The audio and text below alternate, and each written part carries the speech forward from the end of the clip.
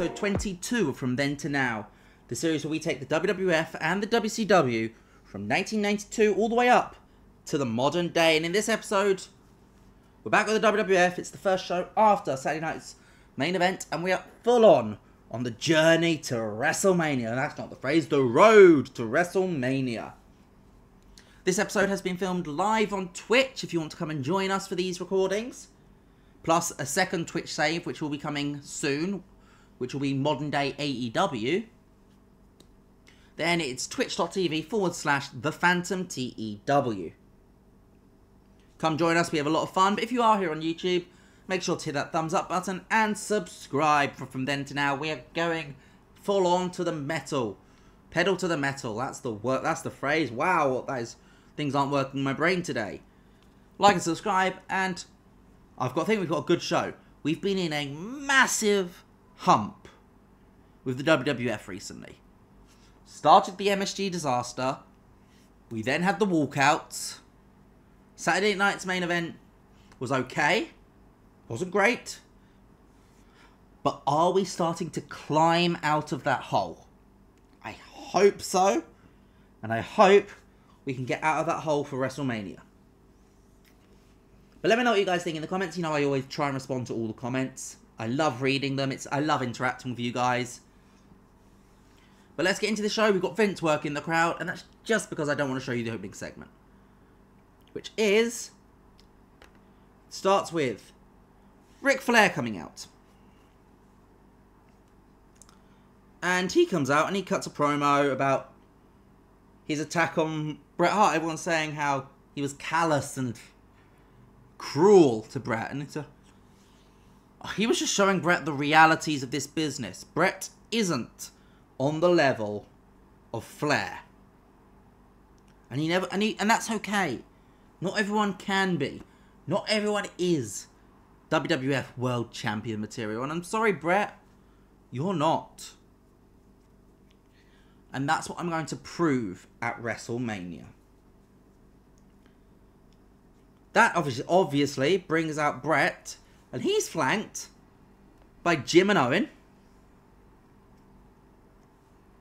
And he goes out and says, Flair, look, my neck hurts, honestly. The doctors have advised me not to get in the ring, but I'm going to. Because I'm fed up of this. So, I mean, I see two guys next to you, but obviously, unfortunately, Mr. Perfect is injured. But Mr. Perfect knows just how much of a threat I can be, so maybe his injury is a little bit fake to avoid this exact thing. Perfect, I've beaten you. I broke your undefeated streak. No, did he? I can't remember if he did. But I've beaten you. You know just how dangerous I am, and I don't know if you're just being a yes man to Rick, because logically, I thought you'd have told him this. Because I think Rick deserves to know just the danger and just how big of a mistake he's gotten. But since Perfect can't wrestle, I was going to challenge you guys to a 6-man tag right now.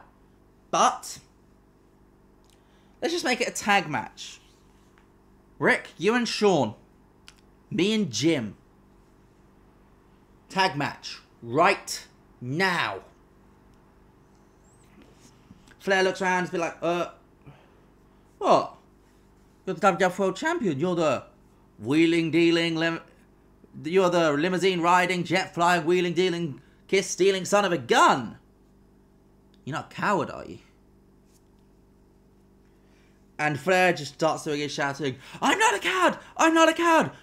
You're a coward! I'll face you right now! You're on. And just over Bret's shoulder, you see Owen's a bit like, oh. Okay. Why did I come out then? And we go straight into that match. Gets a 71. Kicking off this show with big angle. And the Horsemen, Flair and Michaels, of course they're called the Four Horsemen. There's only 3 of them at the moment. A 4th is coming. They pick up the victory, pinning the Hart Foundation, the original ones. When Shawn pins Jim with Sweet Chin music, Bret gets an 81. Flair gets a 78. 53 for Jim. 54 for Shawn. 74 1 overall. Whew. Please.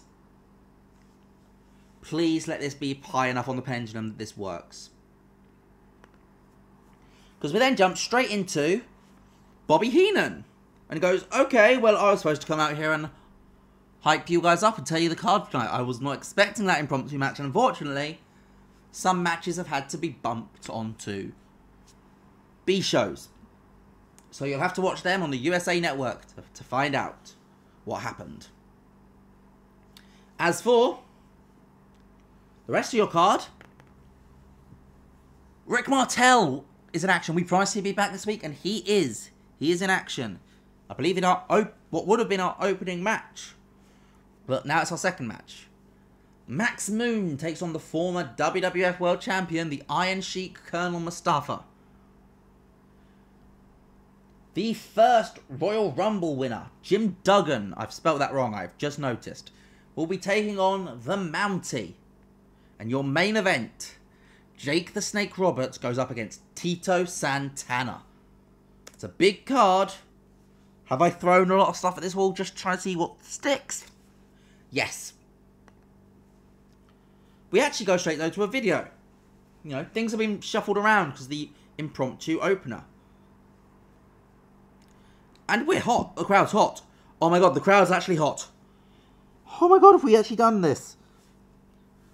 And it's Paul Bearer and it's The Undertaker in the workshop. The Undertaker is stomping around the background, pacing. And goes, Bulldog, well done. You pinned The Undertaker.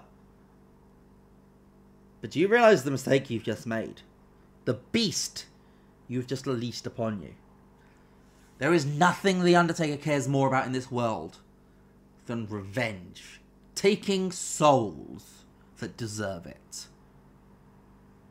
And you've just wronged him. So The Undertaker's taken his gift for you. Do you remember it? The casket. And he's made a promise to me. And now I'm making this promise to you. The Undertaker will not stop until you are inside that casket. No prizes for guessing what match stipulation we're going with at Mania. 48. We've got a hot crowd. Can we keep it? Can for this as Rick Martel defeats James Mariato in 2 minutes 52 with the Boston Crab. So a storytelling match. They don't go full out. 58 for Martel and a 26 for Mariato. Maybe we need to get more of those hardcore matches which we put him in originally because that's where he got his 40. But he's also just here to be a jobber and a very good hand. Do we want better jobbers? Yes. I thought he was one of those better jobbers. Turns out, no. It's a 54 though. 42 wrestling, 39 crowd rating. 54. This crowd being hot makes the world of difference. And we go backstage where Gene Okerlund is interviewing Roddy Piper. And they're talking about Shawn Michaels. Of course, now even if they're off screen, they get shown a picture nowadays. I don't know if I like that or not, honestly. And Gene goes, well, Piper, I shall offer you congratulations. You beat Bret Hart with a little bit of help, but you beat Bret Hart and you are now the Intercontinental Champion. And Piper goes, oh, we don't need to worry about the help. Gene, I had Piper, I had Bret dead to rights already. But I also heard earlier in the show a challenge from someone else from this new generation. Shawn Michaels. But now I'm old school. We know this. I don't believe that someone just gets to call their shot and get a title shot. I believe they need to earn it. So, I give you, Shawn, a challenge. Find yourself a partner for next week, because you've already wrestled tonight. Not that we expected it, but you've wrestled tonight. Find yourself a partner for next week, and take on my friends, the Beverly Brothers. If you can pick up the victory there and beat this established tag team, then yes, at WrestleMania, I will defend my Intercontinental Championship against you. And if you don't, well then, I guess I get Mania off. Gets a 53 and the crowd's still hot. And it goes through another match as Max Moon defeats Colonel Mustafa in 7 minutes with the super kick. This is a former WWF World Champion. May have been almost a decade ago, but still. Max Moon picks up the victory in 7 minutes with the super kick. Mustafa gets a 46, Moon a 41. This match was basically Iron Sheik's leaving. He's not happy. His contract came up. He didn't want to renew. Simple as that. So, we are putting him on his back on the way out. It's a 48, 43 crowd, 53 crowd, 43 wrestling. If we can get some of his pop on Max Moon, who as you've noticed is a bit of a project at the moment, we're banging. And even this 38 rated segment from which is just Mr. Fujigoon shouting into the camera, saying, next week, we will end this infatuation of Barbarian that he's any good. I gave him a chance and he turned his back on me. That's not what you do. We are a family. We are an army. We are Fujigoon. So we will end this notion of the Barbarian. My boys, Boss Man and Repo Man, my men technically, will beat him in a tag team match and prove Jake Roberts doubted us. No, Sergeant Slaughter doubted us.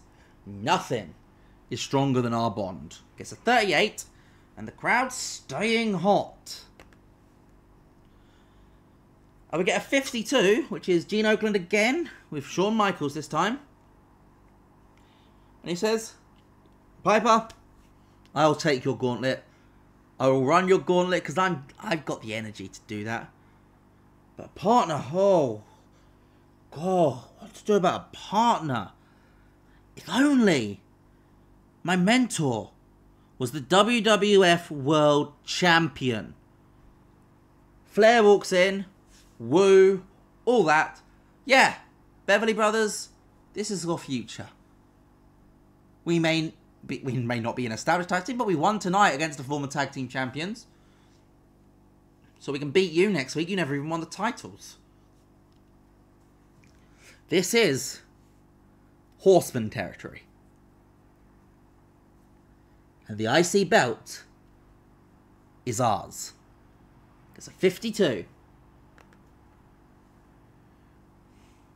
Money Inc. cut a promo with Miss Elizabeth backstage, saying, "Look, we've put the Nasty Boys out to pasture. Literally, they've both been fired because they were sandbagging and just being dicks on TV. I don't deal with that shit. I think they were just unhappy after Hogan left. But speaking of unhappy people, Miss Elizabeth is obviously with Money Inc. And they say, look, we've put Nasty Boys out to pasture. We are almost done with cleaning our past of Jimmy Hart. There's one tag team left, the team which actually left before us, we'll admit. The Natural Disasters. And oh, would you look at our luck, they just so happen to be the WWF World Tag Team Champions. So our sights are firmly set on you. We are scrubbing the history of Jimmy Hart from this company. And we might as well take your tag titles while we're there. Gets a 49 and we're still hot. The Mountie defeats Jim Duggan with the Quebec Crab. Oh my god, this is happening. They have pretty good chemistry, actually. Duggan is very unhappy with both Hogan going and now the Nasty Boys being kicked out. He is very unhappy, so lay on your back until you quit, mate. You've got pop. You're terrible in the ring. I'm putting that pop on people who are good in the ring, like the Mountie. The Mountie's about 10 pops lower than Duggan and outranks him, performs him here. Gets a 56, 51 wrestling, 56 crowd. Not shabby. And we just go backstage and Bret's in his locker room and Owen comes up and he's like, hey, brother, just want to ask a quick question. Nothing serious, but I just want to know, we're brothers. Why wasn't I your tag team? Why did you pick me out there? Like, you brought me out there.